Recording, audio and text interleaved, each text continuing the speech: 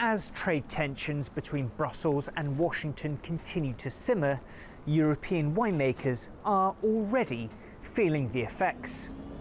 The US is the largest market for champagne, with roughly 25 million bottles exported last year alone.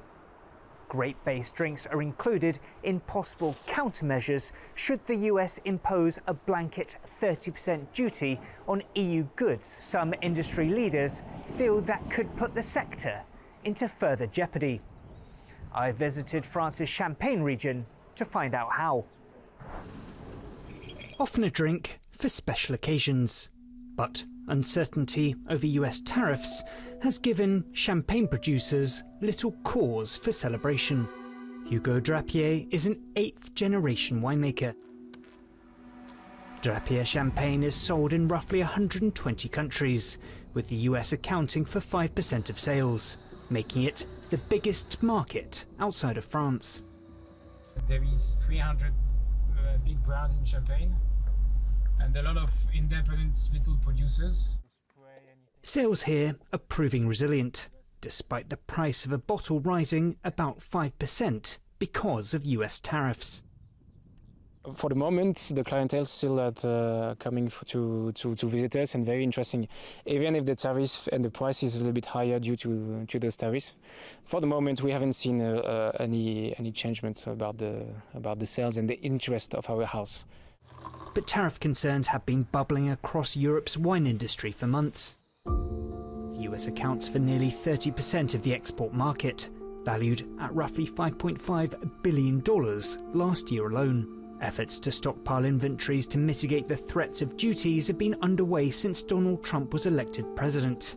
But Secretary General of the European Committee of Wine Companies, Ignacio Sanchez Ricarte, says mitigation efforts are limited. We are resilient, but definitively many wine companies will be out of the US market if this goes like this.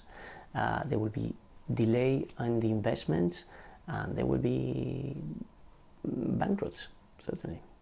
EU officials, led by Trade Commissioner Maroš Šefčovič, describe tariffs as taxes that are a lose-lose for businesses and consumers on both sides of the Atlantic. Show me one industry leader who is happy about this tariff policy. So therefore, we feel the huge responsibility for the biggest trading relationship on this planet, $1.7 trillion.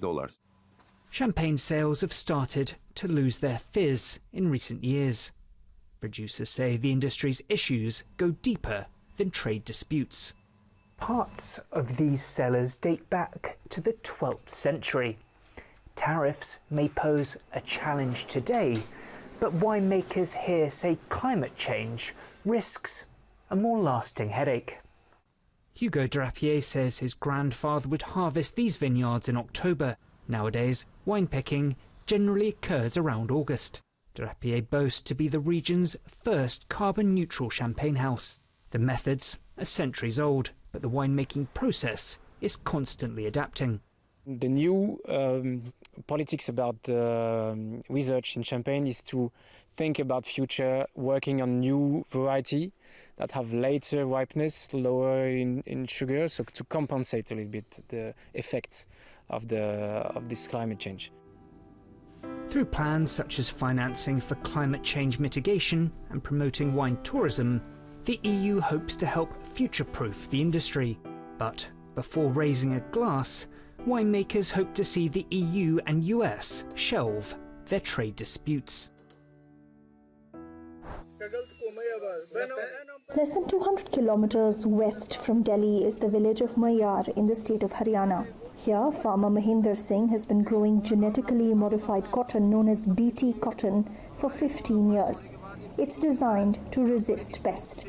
तो हमने जो BT की शुरुआत करी देसी नरमा की उसको हटा करके बीटी की जो शुरुआत करी उसके लगभग 4-5 साल हमें बड़ा बढ़िया रिजल्ट मिला कपास भी बड़ी सुंदर पौधे की बनावट भी बढ़िया और उसमें कोई बीमारियां नहीं थी. But not anymore, he says. He's anxiously looking for signs of the pink bollworm, a pest that has become resistant to the genetically modified cotton seed and can decimate cotton yield, which means he's now relying heavily on pesticides to salvage his crop. Spray में बार बार महंगा पड़ता है।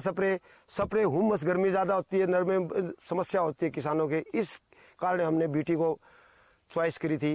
भी पहले देसी नरमों में spray होया करती, तो गर्मी में टंकी पीछे हो किसान के या ट्रैक्टर से करे। More than 96% of cotton sown in India is BT cotton. Its promise of 80% higher yield reaped earlier rewards, but output has been consistently falling for years now. Farmers tell us that with temperatures hitting a new record high every year and erratic rainfall, both of these factors linked to climate change have worsened pest outbreaks in recent years. But they claim that the BT cotton seed that they are planting has not been able to adapt to these changing conditions. Dushyant Badal is an agriculture researcher. He says one key issue is that Indian farmers are over-reliant on pesticides. Last कुछ practices, कुछ सालों की practices किसानों की कुछ इस तरह की रही हैं कि जो इंसेक्ट धीरे धीरे उसको एपेटाइट कर गया है, और हमने बार बार केमिकल का यूसेज करने के बाद भी वो इतना एक्साइट हो गया है, वो इतना एक्सेलरेट कर गया है, क्योंकि they can not differentiate between the friendly paste and the other paste. The big concern is the spillover of GM cotton into the food chain, along with the high doses of pesticides used to grow them. Dr. Badal says BT cotton is widely grown as a cash crop by India's farmers, who are mostly subsistence farmers. They feed the crop residue to their cattle, which then goes into dairy products. While India's government has not expressed any health or environmental concerns, farm lobbies here don't want GM crops in the market. It's a sticking point in India's trade negotiations with the US, which wants to export GM corn and soybean to India.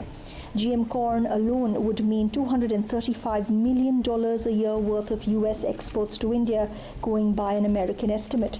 And the Indian government may be open to using GM soybean for making edible oil, but India's farm lobbies are saying no, arguing that GM crops are unsustainable and unsafe. A national policy on GM crops through public consultation is now in the works, but opposing views remain strong. Back in the Mayar village, farmers like Rajesh Kumar have rejected GM cotton altogether. It's the second year since he started growing a local variety of cotton, and he plans to stick with it. पिछले साल मैंने लगाया, उस time बोला देसी कई बार खाली निकल जाती है, कई बार हो जाता है, देसी में भी फाल नहीं आता और खाली बीमारी ज़्यादा आने की वजह से पिछली बार पूछा था, उसकी वजह से एक तो यहाँ पड़ोस में किसान ने लगाई, और पीछे मेरी जो ससुराल है वहाँ लगाते, यहाँ से बीज भेजता हूँ मैं, मेरी ससुराल राजस्थान में भी यहीं से. It's this mistrust in the only genetically modified crop allowed in India so far that makes it a very tough sell for other GM crops to take root here.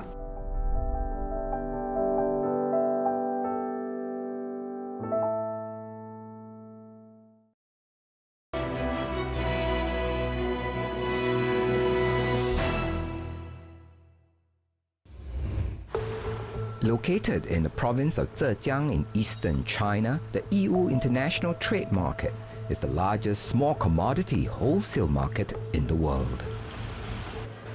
The businesses at Yiwu occupy such an enormous share of the world's supply of everyday, low-cost consumer items that chances are at some point in your life you would have used an item that passed through the Yiwu International Trade Market, even if you don't realize it. This makes Yiwu an interesting case study of the impact of the trade war between the US and China. Zhao Huan runs a shop selling Christmas decorations from her family's factory. When the US announced a 90-day suspension of tariffs on China, she immediately got a message from an American client. 贸易战刚开始打第一轮的时候，客户并没有停止让我们生产，然后说增加到200关税的时候，就说这个订单先暂停，然后可能5月的样子，他说可以出了，这个货要着急出，要给他赶货，他要赶在这个90天之内，这个关税没有变化的情况下，把这批货出到美国。But for Huan, this scramble was an exception rather than the norm. In recent years, her main markets have shifted.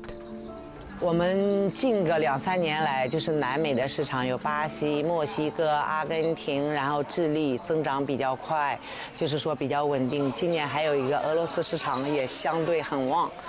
Huan's case reflects broader trends in the export market. 5. So this is 5 pieces of. Many traders have diversified to mitigate the risks of trading directly with U.S. clients. So this is for RC. 市场最大的国家应该就是墨西哥呀，然后土耳其，然后印度客人我们也有，对，还有中东啊、南美这边的客户比较多。墨西哥的话应该是从去年开始吧。While Fengling doesn't think her goods to Mexico are U.S. bound, there have been reports of such backdoor routes used by U.S. importers to avoid higher U.S. tariffs on China. 他们自己会去转口贸易。我们做的生意是全球化的这个，反正客户在哪，或者客户需求在哪，我们就会去服务哪个市场。之前都是中国给美国代工或者做他们品牌为主嘛，所以接下去我们Yiwu这边也好，或者中国的企业也好，都是做自己的品牌向全球输出来。Market diversification helps a lot, but there's still fears that the US-China rivalry can spill over in other ways. Huan's Latin American clients, for example, are wary about CK Hutchison's sale of its ports around the globe to a US-European consortium. 我们南美的客户担心港口全部卖给他之后，然后海运费是他们美国人说了算，因为他们不太讲些规则，然后会很怕这个生意没法做。Despite looming challenges, some traders here are quietly confident that Yiwu will pull through, and it's their US clients that will suffer. Yiwu 的优势在于这个产品的更新速度和产品的成本控制，和这个我们后面的供应链。他去美国生产是完全不可能的，他的生产成本就光他人工这一块，不可能做到这样一个成本控制或者他的整个全产业链的生态和技术。你如果美国他失去义乌的话，他圣诞节也不要过了嘛，70%的圣诞数据在这里出的，那他肯定还是会去采购，那只是他们自己的成本变相增加了。So even if the tariffs return after the 90-day truce, chances are that products from here could still end up on US shelves for quite some time to come, albeit at higher prices. The food and grocery complex Jigalchi opened its doors a few months ago just south of San Francisco, featuring a dizzying array of Korean food and products. Over here we have our house-made kimchi. Owned by Korean shopping giant Megamart, shoppers have embraced it so far, with lines out the door for its opening and a good-sized lunchtime crowd on a recent Monday, a reception its marketing specialist Audrey Lapuz says is encouraging. It's been really well received, and as we're 3 months in now, we've noticed a really nice, steady, gradual growth month by month. Asian grocery stores have been expanding in number and reach in the U.S., fueled by a growing Asian American population and a widening interest in Asian flavors. Last year, U.S. ethnic grocery stores took in $55 billion. Asian stores like Jigalchi, which took over this shopping mall location which had been vacant for 5 years, have become key players in efforts to revitalize retail in the San Francisco area. As many as 7 large Asian chain grocery stores are scheduled to open around here this year. But even as such stores gain traction, they face a big threat from the Trump administration's looming tariffs. Asian countries, which have trade surpluses with the U.S., would be affected. For economics professor Christopher Meissner, that spells tough times for consumers. Those products will definitely be priced much higher in the near future due to those tariffs. I don't see any other way around it. So the larger places will have an easier time, but the smaller mom and pop stores and the smaller retailers, they're going to get the pinch. Jigalchi is working on things like creating more in-house products, but there are still a lot of unknowns. Obviously, in the future, there's a lot of uncertainty that may come up, but we will find those solutions as they come. Smaller shops without corporate backing are likely to have a harder time, and consumers are gearing up as well, as Asian American Studies professor Russell Jung explains. I know that the community has been stocking up in Asian goods, buying rice and soy sauce. Negotiations are ongoing between the U.S. and Asian countries. Asian stores and their visitors are hoping those discussions don't go up in flames.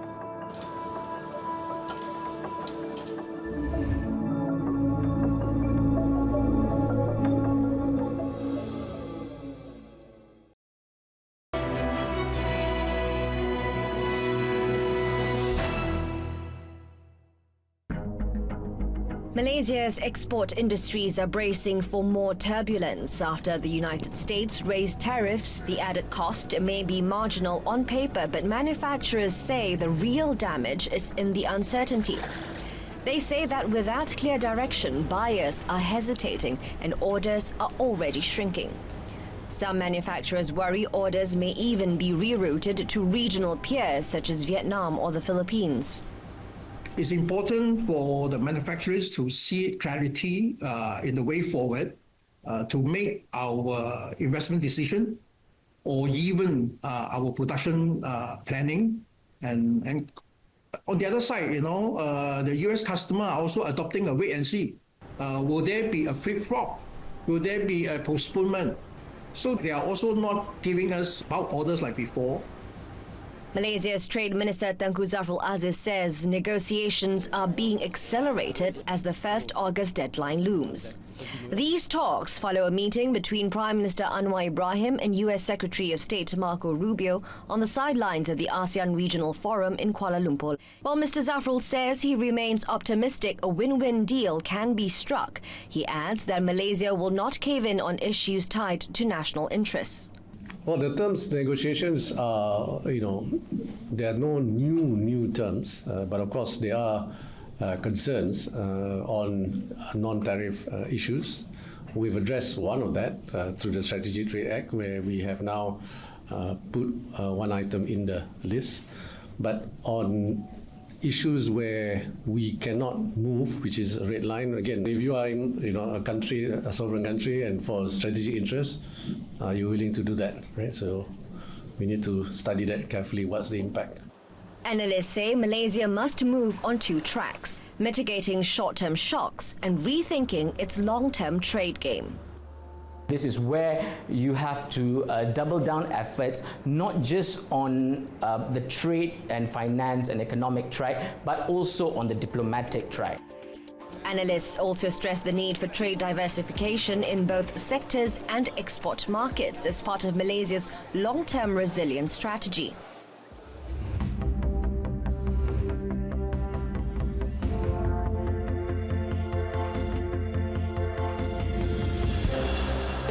Semiconductor chips powering today's tech innovations, from smartphones to electric vehicles and even advanced aerospace and defense systems. No wonder the world's most tech-savvy nations are leading the charge.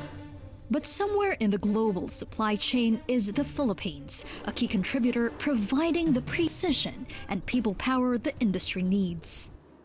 A Philippine facility like this assembles, tests, and packages semiconductor chips for a wide range of brands from the United States, Europe, China, and other Asian countries, employing hundreds of Filipinos for their technical skills.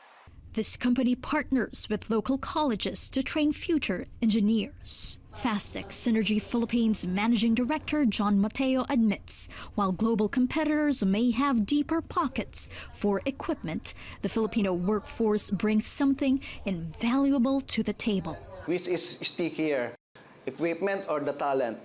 We think it's the talent. This product that they do, they know that this being utilized a communication tower or a specialized machine, or even in a specialized radar that seeks to find extraterrestrial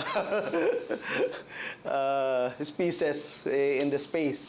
Once exported, these processed semiconductor components are labeled Made in the Philippines, contributing to the country's standing as the 9th largest chip exporter in the world. We do not put our name, we do not put our reputation on a certain product or service that we cannot really vouch on. Despite semiconductors being the Philippines' largest single export product, with a projected growth of 10 to 15% from 2024 to 2027, the country still relies on imported raw materials. But more multinationals are setting up shop here. They often bring suppliers with them, slowly building a more complete local ecosystem. Economist John Paul Rivera says government support is crucial, particularly through targeted tax breaks. The incentives would have to be well thought of and would have to be targeted to a particular segment of the semiconductor industry where productivity and competitiveness can be maximized, because there will always be a trade-off. While the Philippines is a major hub for assembly, testing, and packaging chips, it still doesn't produce semiconductor wafers, the critical base of all chips. Taiwan has a near monopoly of producing these high-value base parts. Industry leader Dan Lachica is pushing for a modest wafer lab in the Philippines as a stepping stone.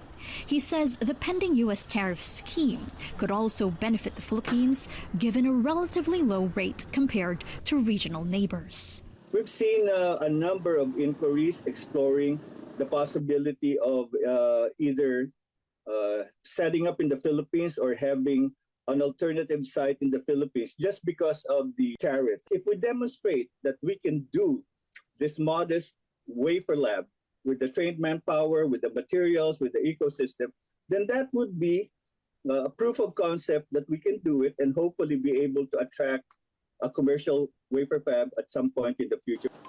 Experts say the Philippine economy, anchored by strong domestic consumption, is relatively shielded from global trade shocks.